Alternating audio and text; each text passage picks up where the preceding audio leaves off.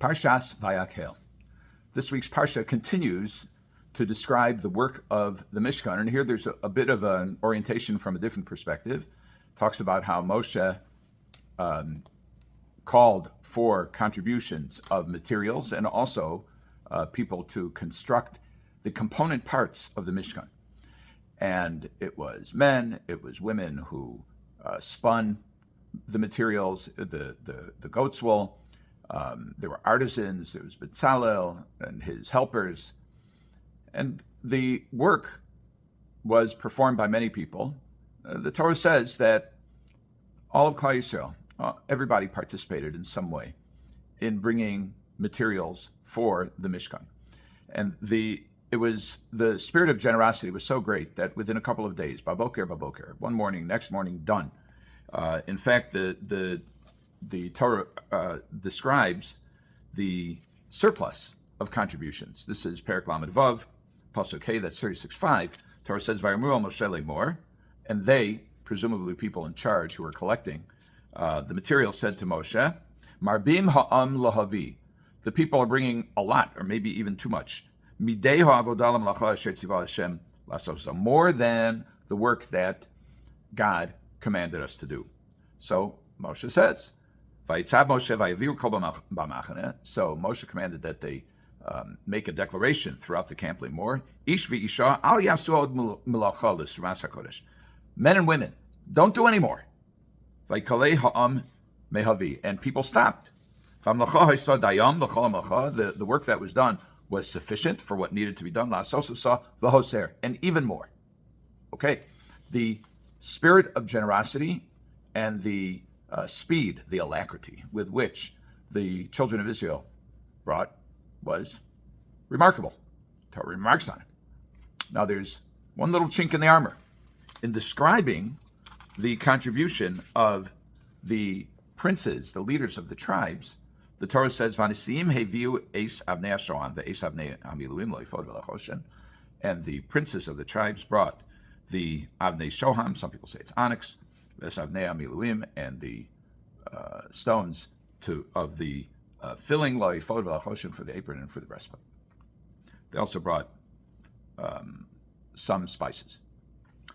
Now, the word for princes is nisi'im, and elsewhere it's spelt Nun, Sin, Aleph, Yud, Mem. Here, there's no Yud at the end, between the Aleph and the Mem. Is it significant? Well, evidently, it is. The Midrash, not here, but the Midrash in Bamidbar comments, and it's quoted in the Klli Yakar. Klli Yakar says, quoting the Midrash, Choser ksiv. The word Nisiim is written with a missing letter. Ki be'emes lo hoya lahem lahamtin ad labasof.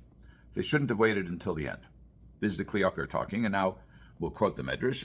Amar Rabbeinu, lefi shenisrashlu b'nedava zo v'lo heviu nidvasam kim lebasof. Since they were neglectful in bringing their offering, and they only brought it at the end, al-kei nechsar os yud mishmon. Therefore, the letter Yud was left out. We'll have to talk about why specifically the letter Yud. Now let's look at Rashi. Rashi says, Omar Rabbi Nassan. Rabbi Nassan says, according to the same Midrash, Ma ra'u nesim lisnadei b'chanukas habayis batchila. Why, when it came time to dedicate the Mishkan, that doesn't take place until Bamidbar, Parshas Nasa, and they brought many offerings, korbanos. But in contrast, here, in the work of the Mishkan, not the dedication of the Mishkan, not the inauguration, but rather in the building and the construction, the providing of the materials for the construction, they did not contribute at the end. There was a rationale for that. Why?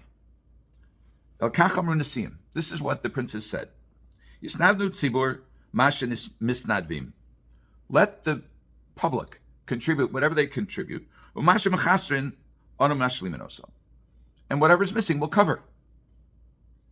Sounds like a fundraiser's dream. Somebody comes to you, or you go to somebody, you go to a wealthy person, you're raising money for your cause, and you say, can you contribute to the cause? He says, you know what, go to everybody else. Solicit what you can, And whatever your gap is, what's your goal? $1 million. Whatever your gap is, I'll cover. Fundraiser would probably go out skipping and elated at the news that he was covered. Listen to Rashi. Kivan shishlimu tzibur es hakol. Now that the public completed everything, they gave enough. They gave more than enough. Shenemar v'amlocha ha'sadayim. There was sufficient, as we read in the earlier psukim. Amr Nesiim. So then the prince says, "Ma'aleinu la'asos." What are we going to do? How are we going to contribute to the building of the Mishkan? And the truth is that they didn't contribute to the building of the Mishkan, but they did contribute to the begodim, the clothing, the vestments of the Kohen. And they brought the Avnei Shoham. And therefore it says, Lakach hisnadnu b'chanukas hamizbeach tchila.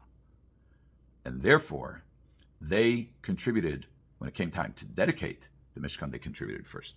Lefi shenis atzlu mitchila nechsara os mishman v'anasim ksiv. And since they were lazy, Rashi's words, at the beginning, they missed the yud. What's the nature of this laziness?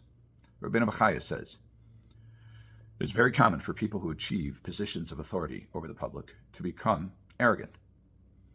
And although you could say, look, saying I'll cover the budget if there's a shortfall is certainly not a bad thing. It's a good thing. But holding back and not participating at the very beginning is not a good thing. There are many observations of Chazal, of the sages. Mitzvah baliyotcha al tach mitzena. If a mitzvah comes to your hand, don't let it ferment. In other words, don't let it kind of shrivel, the opportunity shrivel. Or, zrizim makdim in the mitzvah. A zoriz, a person who is very careful to do things as quickly as possible.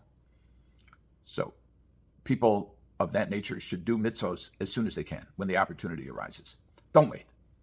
So there's this notion of a positive effect of joining in right away. And it's not for the result, because the result is the same. The result is they got more than enough. Everything was covered. But the Nesiim, the princes, ran the risk of not being able to participate at all. Now, if all we were doing was looking at the efficiency of building a Mishkan, you would say, okay, what's wrong with that as long as the Mishkan gets built? So they don't need my money. I'll use my money for something else. But if you want to be part of Nitzchias, you want to be part of eternal Kedusha, then you have to jump at it. And the Radal, that's Reb David Luria, who is a commentary on the Midrash, and a hat tip to Rabbi Mordechai Milenchuk, who pointed out to me a short biographical essay in the Pirkei de Rebbe Lezer, in which Reb David Luria is one of the commentaries, pointed out that he is a descendant of the Luria family, as is implied in his name, 7th generation from the Marshal, and a tremendous Talmid Chacham. He writes that they were tzovchin al la'avar. The Nesiim were actively regretting constantly how they messed up. Now, this is not always being tzoek al sha'avar, is not always a positive thing. A variation on the theme is cited in the Gemara Brachos. If somebody prays for something to happen after that's already been fixed, so unless he has reason to be able to expect a miracle, which most of us don't, it's a tefillah shav. It's a vain prayer. We even have in our in Western culture, don't cry over spilled milk. If it happened, it happened. Clean it up, move on. Don't beat yourself up. But we learned from the Nesiim that there is some value in beating yourself up if it can lead you to act properly in the future when you didn't act properly in the past. And here the Nesiim were traumatized. They were scarred from their miscalculation. Insofar as building the Mishkan is concerned, it was not a miscalculation whatsoever. But insofar as securing their position as being contributors to a noble cause, they almost blew it. They were traumatized from that. And as a result, they were on edge and ready to contribute when the next opportunity came. And that did come about in Parshas Naso, where the Torah describes how on the very first day, all the Nesiim came around. They were ready to bring their korbanos. And it required HaKadosh Baruch Hu to kind of tamp down their fervor and tell them, wait a second. It's okay. You'll bring them one day at a time. One korban, one offering each day. This is in Parshas Naso, Perek Zayin, Pasuk Yud. That's in Bamidbar 7:10. Vayakrivu hanesiim eis chanukas hamizbeach b'yom himoshachosel. The Nesiim all brought their karbanos. They were ready on the very first day of the dedication of the Mishkan. Vayakrivu hanesiim es karbanom lifnei hamizbeach, and they brought their offerings before the Mizbeach. And what does Hashem say? Whoa, not so fast. Vayom Hashem el Moshe, nasi echad layom, nasi echad layom, yakrivu es karbanom l'chanukas hamizbeach. Spread it out. One prince, one korban, one offering per day. So what we see here is two things. Number one, if there's an opportunity to do something good and to participate in something good, do it. Do it immediately. If there's a question of covering the budget, etc., make a contribution now and then be the backstop later. That's number one. Number two, if there's no point, if there's no practical benefit from beating yourself up over making a mistake, then don't do it. Don't be a tzoek al sha'avar. Don't keep complaining about how you messed up. Pick yourself up, go ahead and do it. I've seen many writings about people who are criticized for wallowing in their failure rather than focusing on the future. But if the pain that you suffered as a result of messing up motivates you to get it right the next time, carry that pain. Carry it with you. Don't forget it. Carry it with you. Be prepared so that the next time the opportunity comes, the opportunity presents itself to act in a way that's different from the way you acted in the past. To act in the proper way, you'll be quick to act. And that way, you will have turned the failure of the past into the success of the future. Have a good Shabbos.